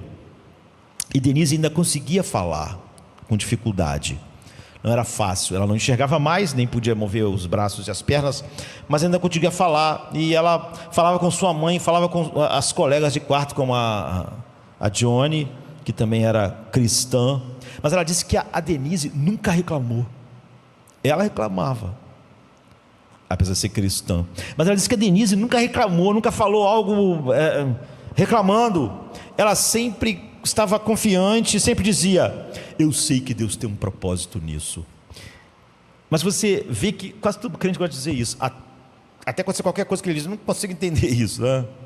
Mas, ou então as pessoas são assim quando está sobre a vida das outras pessoas, não sobre as suas próprias. Mas ela disse que a Denise sempre falava isso, Deus tem um propósito nisso. E a Denise mantinha o seu coração em Deus, mantinha a sua fé, e depois de alguns anos assim, ela morreu, cega e paralisada. E Johnny, depois de um tempo, ela costumava dizer, ela disse que lutou vários anos com isso, porque ela viu a Denise nunca reclamar, sempre dizia que Deus tinha um propósito, e ela ficou anos ali naquela situação, e ela morreu. E ela sempre dizia a Johnny, que bem pode sair disso? Que propósito podia ser aquele? Porque absolutamente, mesmo que ela tivesse sido um grande modelo de fé, Johnny disse, mesmo que ela tivesse pelo menos todo mundo tivesse visto, poxa, como a Denise era uma pessoa de fé, como ela nunca reclamou, como ela sempre louvou a Deus, como ela sempre disse que Deus tinha um propósito naquilo. Mas a Johnny disse, ninguém viu, ninguém ia lá, só a mãe dela. Nem isso você pode dizer que a fidelidade dela no sofrimento gerou uma transformação, porque as pessoas viram sua fé. Então um dia Johnny estava sentada com alguns amigos cristãos, sentada, alguém bota ela sentada, ela é tetraplégica, né? E estavam tentando entender, e então ela disse que eles finalmente leram Lucas 15:10, que Jesus diz assim: eu lhes digo que há alegria na presença dos anjos de Deus por um pecador que se arrepende. E Efésios 3:10 diz: as potestades e os principados, o mundo espiritual tem olhos voltados para a igreja. Em Hebreus 4:13 diz: nada em toda a criação está oculta aos olhos de Deus. Tudo está descoberto e exposto diante dos olhos daquele a quem havemos de prestar contas. E a Johnny disse que começou a perceber finalmente algo assim, sabe? Ela percebeu que o que você faz em seu coração, ou seja, se é fiel ou não, se está como a Denise agradecendo ou amargo, se está crescendo espiritualmente à medida que o Esther e eu está morrendo, como no caso da Denise foi uma coisa galopante, e o teu interior está florescendo, como o de Paulo, como no caso da Denise, tudo está sendo observado pelas potestades, pelos principados, pelo mundo espiritual, pelos anjos, pelos demônios. Esta, eu diria, é a cosmovisão cristã. O próprio Deus, você está sempre sendo observado por Ele. Isso é tão grande. Tudo que você faz, e não apenas suas ações, mas o que você pensa em seu coração, está sendo assistido. E se amanhã todo mundo visse tudo que você vai fazer, todos os seus atos, tudo que você dissesse, até que você pensasse que está sendo transmitido, e que todas as pessoas pela internet estão vendo, do seu acordar, do seu dormir, do seu acordar, do seu falar, você pensaria no que ia falar? Você teria cuidado? Bilhões de pessoas estariam assistindo. Isso faria diferença em como você age? Você agiria como você agiu sempre? Ou você, porque está todo mundo assistindo, agiria diferente? Isso faria com que você, o que você fizer, cada coisa, cada palavra, você sentisse que é significativo? Você pensaria nisso? Então você não percebe que há algo maior do que isso é verdade, que o que você faz dura para sempre, nunca se desvanece, né? É o que ele chama de coroa. Ele diz: feliz é o homem que persevera sobre a provação, ele receberá a coroa. Ou seja, quem assistiu a Denise? Deus assistiu. Como ele foi honrado pelo coração dela nunca reclamar. Esse não é um propósito suficiente? Quem assistiu Jesus sofrendo sobre a ira de Deus? Ninguém em volta da cruz achava que ele estava debaixo da ira de Deus. Todo mundo só podia ver sofrimentos físicos. Ele estava sob um sofrimento muito maior. E quem assistiu? O Pai assistiu. Os demônios assistiram. Os anjos. Ela sabiamente percebeu que quando a Denise sofreu aqueles anos e morreu, que a ideia dela de que ninguém tinha assistido, porque ela achava que uma coisa só tem propósito de ser a respeito a nós. Mas cada uma das nossas vidas, se realmente pertencem a Deus, é para Ele. Que os anos da Denise, paralisada e cega, sem reclamar, confiando em Deus e glorificando a Deus, foi assistido pelos únicos olhos eternos, e ele ficou satisfeito. É isso que dá significado à nossa vida. A Nicole Kidman disse que se ninguém tivesse assistindo a televisão, o que você faz não tem sentido, porque ninguém está vendo. O que dá sentido final ao sofrimento da Denise não era quantos assistiam, quantas pessoas ficaram anos jogadas num calabouço por causa do evangelho e morreram num calabouço. Não aconteceu nada. Não é? Uma menina dançou e João Batista perdeu a cabeça, ficou preso um tempão. Ah, mas pelo menos os guardas se converteram. Não diz nada disso. Nada disso. Não houve um efeito assim que você possa apontar. Deus viu, Deus foi glorificado. A Joni Eareckson disse que finalmente ela entendeu isso. A Denise glorificou a Deus. Ela foi mais conformada a Cristo, que sofreu o inferno na cruz, sofreu a ira infinita, e ninguém estava vendo, ninguém sabia. Pedro não estava achando isso. Pedro só achava que ele estava sofrendo como um homem sofre. Ninguém em volta achava que ele estava sofrendo o que ninguém, nem no inferno para sempre, sofrerá. Ninguém viu, ninguém ficou, ó. As coisas que você faz para Deus são as únicas coisas que realmente duram. O que a Denise fez para Deus vai durar para sempre. O que ela fez cega, paralisada, na sua cama, como ela se alegrou nele.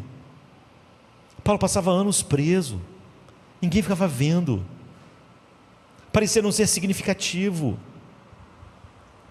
O grande benefício das provações e problemas é que quanto mais nos tornamos como Jesus, mais reais nos tornamos. Diferente daquelas pessoas na obra de C.S. Lewis. E quanto mais nós nos tornamos reais, Paulo está dizendo, meu homem interior está se tornando mais real. E apesar do meu corpo exterior estar se desvanecendo, eu me torno mais real à medida que ele está se tornando menos real. Ele vai ir deixando de ser real até ser pó, mas isso não está fazendo nada em mim. As coisas que fazemos para Deus, o caráter de Cristo sendo desenvolvido em nós, o Pai assiste com alegria. O Pai estava se deleitando no caráter de Cristo sendo formado na Denise, mesmo que ninguém estivesse vendo, Ele estava vendo, como Ele viu seu filho debaixo da sua ira sendo esmagado. O amor que temos por Ele, Ele está assistindo. Não precisamos que nosso sofrimento seja ligado a alguma coisa que realmente a gente acha que vale a pena, ou seja, não Deus, mas algum ser humano de alguma forma. A Joni Eareckson disse que ninguém estava lá com a Denise, ninguém assistiu os anos dela lá, a mãe dela toda noite lendo a Bíblia, cada vez ela podendo falar menos. A sabedoria que nós adquirimos, essa nova pessoa que a Bíblia menciona, você tem a velha pessoa e a nova pessoa. Há uma grande diferença. Por que a nova pessoa nega a velha pessoa em nós? Porque nós negamos a nós mesmos, ou seja, porque o nosso novo eu nega o velho, porque o novo eu é eterno, e o velho está morrendo, está desvanecendo. O novo eu, implantado em mim na regeneração, vai viver para sempre. Essa nova pessoa, ela dura para sempre, não vai desvanecer. Paulo diz, aquilo que Deus está fazendo dentro de mim, nunca mais tem fim. Esse é o problema da prosperidade. Você prende seu coração a coisas, e isso é que faz o grande problema. Aquelas duas mulheres que ele estava dizendo, ambas ganharam peso, ambas não queriam, é óbvio, nem queriam ter a doença, nem o tratamento, e de certo modo, elas estavam experimentando o mesmo evento, mas para uma foi uma provação devastadora. Era como se ela estivesse reagindo como Pedro reagiu quando falaram, você estava com ele. Ela estava devastada, ela estava disposta a qualquer coisa, estava amarga. Como Pedro ficou amargo, começou a praguejar, dizer que não conhecia Jesus.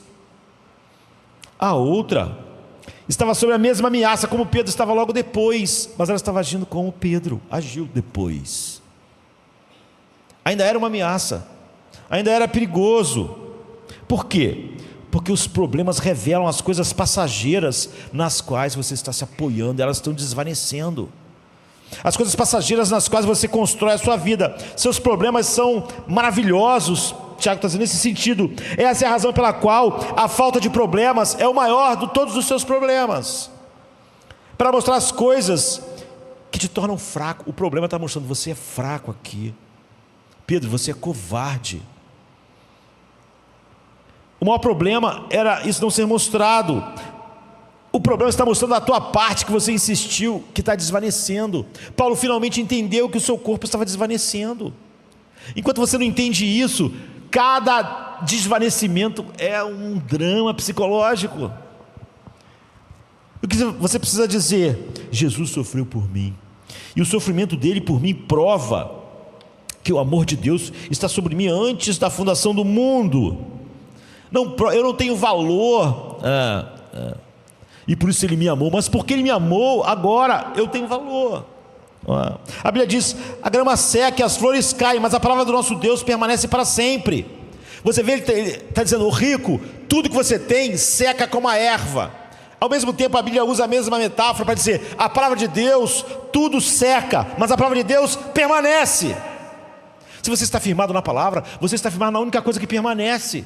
Todo o resto está secando. Os montes podem parecer que vão durar milhões de anos, mas eles vão desaparecer, e Paulo não vai desaparecer jamais. Uma galáxia parece ser grande, mas ela está indo para a morte, mas Paulo, jamais. É isso que ele estava dizendo. O meu eu que nunca morre está cada vez crescendo.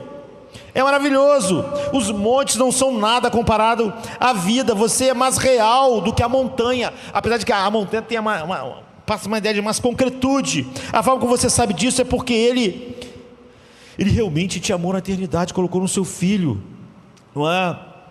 Paulo diz: ele prova o seu amor para conosco em que Jesus morreu por nós, sendo nós ainda pecadores. É a mesma coisa que Deus disse a Abraão da maneira contrária: você prova que me ama porque você ia me dar o seu filho. Só que ele não matou o seu filho, não é? Mas era só para deixar claro. Paulo está dizendo agora ao contrário: ele provou o seu, ele prova, na verdade ele fala no presente, né? Prova todo dia, porque ele entregou o seu filho. A forma como você se torna cada vez mais real é sofrendo por ele. A Denise, à medida que ela não mexia o seu corpo e ficou cega, mas ela glorificava a Deus e sofria, assim ela se tornou mais real do que as pessoas que estavam se mexendo. O que é real nela, o seu novo eu estava crescendo. Deus estava assistindo com alegria essa menina que vai durar para sempre. E isso eu quero encerrar me lembrando de um filme, na verdade é uma obra, um livro, mas não é muito grande, 40, 50 páginas, né? Porque ele é para crianças.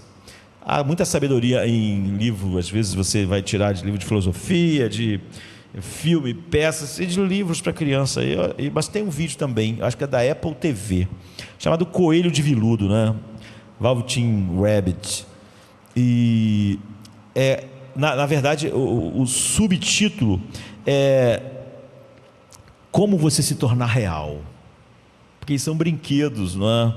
E são brinquedos falando. Há um cavalo de pano que está falando com um coelho de veludo, e há tanta sabedoria nesse livro para criança, não é? Eles estão conversando, a gente vai encerrar assim. Ele diz assim: quando uma criança ama você por um longo tempo, não apenas para brincar, mas realmente ama você, então se torna real. O cavalo está falando para o coelho de veludo, né? Um cavalinho de pano. Aí o coelho pergunta: isso dói? Perguntou o coelho. Às vezes, disse o cavalo de pano, que sempre é honesto em suas respostas, né? Quando você é real, você não se importa então em se machucar? O coelho diz. Isso acontece de uma vez, como se fosse dar corda, ou aos poucos, essa dor, esse sofrimento. E o cavalo diz: não acontece de uma vez, diz o cavalo de pano, né? Você se torna real, leva tempo. É por isso que não acontece frequentemente com pessoas que quebram facilmente. Elas não têm tempo de ficar real, porque elas quebram rápido, estragam rápido. Qualquer coisa elas, estou destruída, né? Elas não podem sofrer, elas não podem experimentar as provações, porque elas não suportam, elas quebram. Isso é o cavalo dizendo para o coelho de veludo. Não acontece de uma vez, precisa de tempo, de sofrimento. Mas então, se você quebra rápido, estraga rápido, não dá tempo de você se tornar real, porque você não vai ser amado assim. E é por isso que não acontece frequentemente com pessoas que quebram facilmente. ou pessoas que não quebram, mas têm bordas afiadas, que machucam, né, o tempo todo, ou que precisam ser cuidadas, sempre com não me toques, né? Se o menino tiver que brincar com você assim, então ele não vai te amar e você não vai ser real. É o que o cavalinho está dizendo para o coelho. Geralmente, quando você se torna real, a maior parte do seu pelo já foi amada até cair. Seus olhos caem e você fica todo frouxo nas juntas, e você fica muito surrado de tantos anos em que o menino está brincando com você, mas você está lá, você aguenta. Mas essas coisas não importam, o nosso pelo, o nosso olho, de jeito nenhum, porque quando você é real, você não pode ser feio, exceto para as pessoas para as quais você não é real. Ou seja, o cavalinho está dizendo que o que ele está dizendo é a mesma coisa que Tiago está dizendo, é que Deus, você sai de irreal para real à medida que Deus realmente lida com você. Se você é alguém que sempre que o sofrimento chega você está tudo estragado, ou se você tem pontas agudas e sempre reage, então você nunca vai se tornar real. Um dia você vai ser esquecido pela única pessoa que é realmente eterna. Então você nunca vai ter a realidade.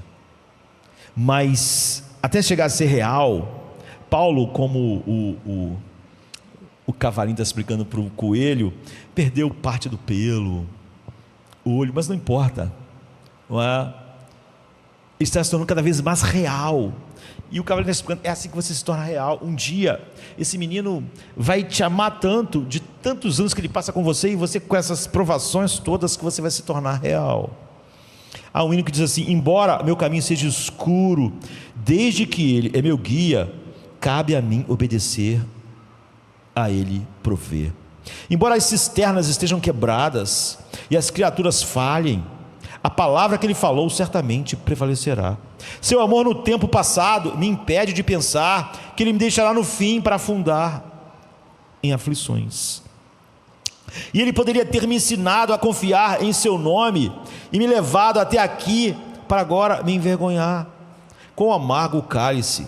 Nenhum coração pode conceber que Ele bebeu por completo aquele cálice para que os pecadores pudessem viver e depois esses pecadores não viverem. Seu caminho foi muito mais áspero e mais escuro do que o meu nesta vida. Eu posso dizer isso, você pode dizer isso, e a Denise pode dizer isso, não é? Jesus sofreu assim e eu vou reclamar, o hino diz. Visto que tudo o que encontro deve trabalhar para o meu bem, o amargo é doce, o remédio é alimento. Embora doloroso no presente, cessará antes de muito tempo. E então, ó, quão agradável será a canção do vencedor. É isso que Tiago está dizendo no fim.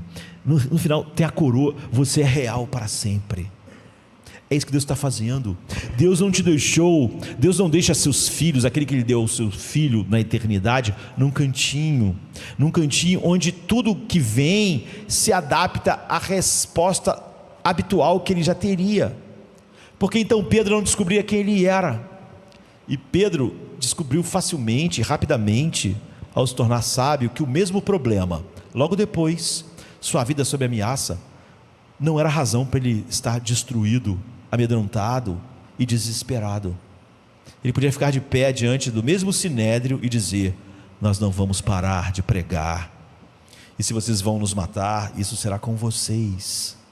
Ainda era algo assustador, ainda era terrível, era o mesmo problema, mas é só a sabedoria que faz a gente lidar com os problemas. Se tornam um grande problema, um drama e uma destruição dentro de nós, porque não somos sábios.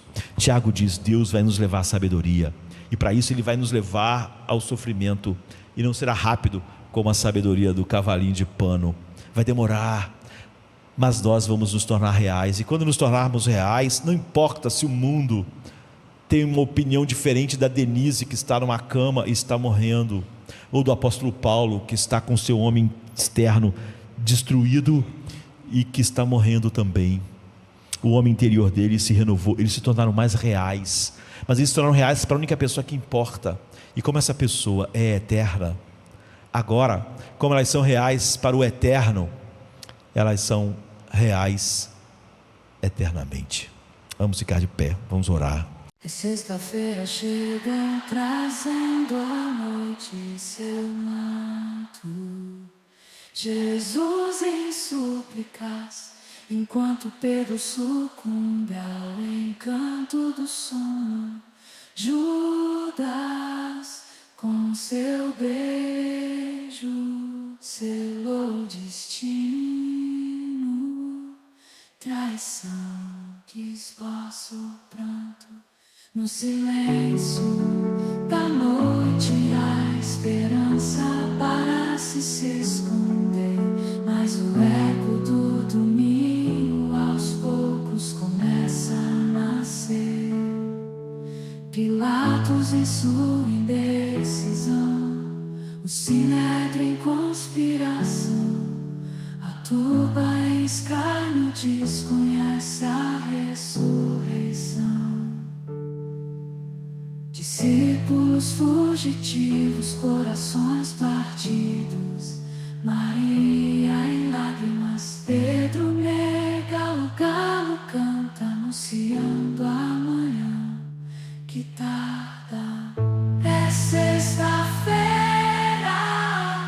clama a criação, mas o domingo se anuncia, trazendo redenção. Nosso Salvador, sob o peso da cruz, caminha entre a multidão que zomba, sua santidade diminui. A coroa de espinhos, o sangue que escolhe marcas de amor infinito. É a sexta-feira, mas a esperança do domingo não está tão distante. Elevado na cruz, entre criminosos a dor se faz presente. O véu se rasga, a terra treme, o céu escurece, um silêncio envolvente. A pedra colocada, os guardas se postam, a vigília começa, mas a promessa do domingo no coração ainda aquece. É sexta-feira, mas não é o fim. Domingo vem aí com vitória sem fim. A escuridão parece reinar, a morte sorri, certa de sua vitória. É sexta-feira, mas a história ainda não contou, só a glória. O pecado julga ter vencido, a esperança parece falhar, mas a luz do domingo já começa a brilhar. O túmulo agora vazio, a pedra removida, Jesus ressuscitou, trazendo vida. Manhã de domingo, brilha a esperança restaurada. A morte foi vencida, a redenção proclamada. É sexta-feira, mas a alegria vem com o amanhecer. Domingo já chegou, ensinando-nos a renascer. Nosso Salvador, sob o peso da cruz, caminha entre a multidão que zomba, sua santidade diminui. A